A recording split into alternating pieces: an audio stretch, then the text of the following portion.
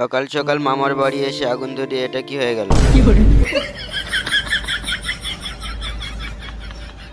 তোমাদের শুরু থেকেই বলি, না হলে বুঝতে পারবে না। সকাল সকাল রওনা দিয়ে দিলাম নানির বাড়ি, মামার বাড়ি, নানার বাড়ি। তারপরে চলে আসলাম সোনপুরে। তারপরে সোনপুর বাজার থেকে জড়িতে কিছু ইটকা ভর্তি করে নিলাম।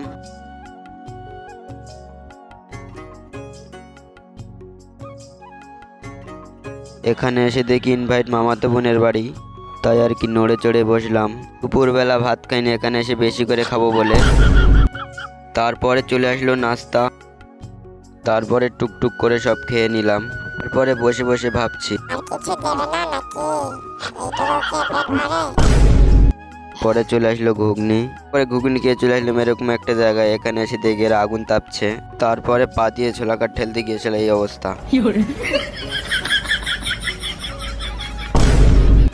তারপরে চলে আসলাম বাড়িতে। Tata bye bye. ভিডিওটা ভালো লাগলে লাইক কমেন্ট শেয়ার করতে ভুলবেন না।